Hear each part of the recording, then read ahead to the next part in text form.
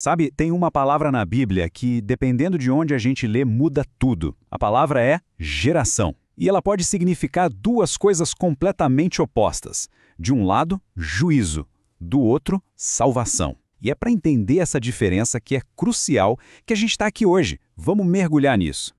Olha só, o ponto de partida de toda essa discussão é uma frase de Jesus que deixou muita gente pensando por séculos. Ele disse: "Em verdade vos digo que não passará essa geração sem que todas estas coisas aconteçam." Essa passagem, lá em Mateus, virou o centro de um debate gigante sobre profecia, fim dos tempos.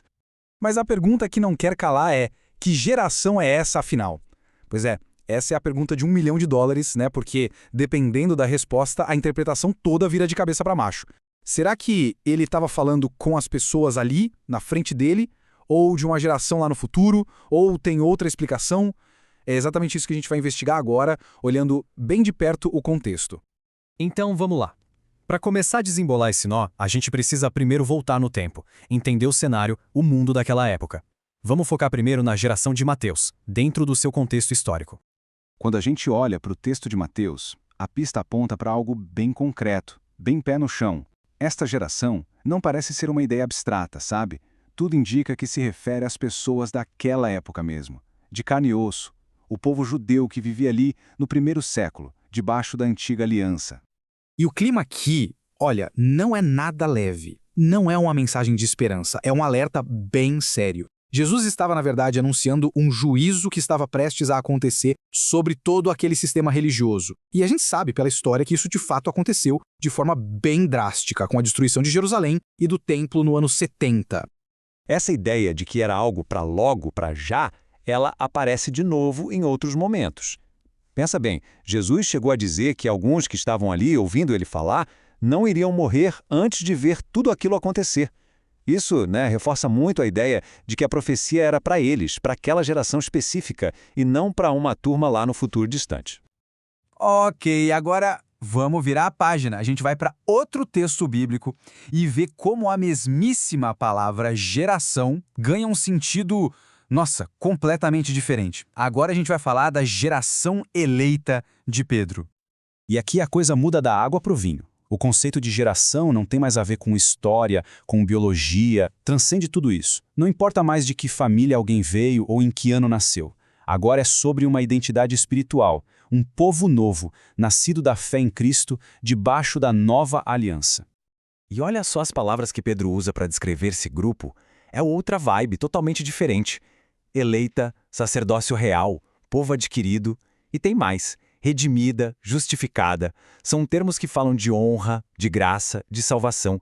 É o exato oposto daquele contexto de condenação que a gente viu em Mateus. Beleza, então a gente já viu os dois lados da moeda. Agora, vamos colocar um do lado do outro. É nessa hora, na comparação direta, que a diferença fica nítida, cristalina e qualquer confusão começa a desaparecer. A diferença é gritante, não tem como negar. De um lado, uma geração literal, histórica, na antiga aliança, com um destino de juízo.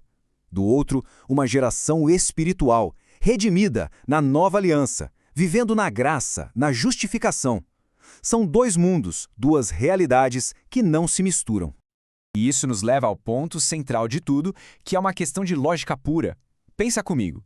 Como é que o mesmo grupo de pessoas pode ser ao mesmo tempo justificado em Cristo e alvo de uma sentença de condenação? Uma coisa anula a outra. Simplesmente não faz sentido teológico.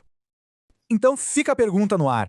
Se os contextos são diferentes, as alianças são diferentes, os destinos são diferentes, por que raios alguém tentaria juntar essas duas gerações? De onde vem a ideia de misturar duas realidades que são tão opostas? Mas, no fim das contas, por que tudo isso importa tanto?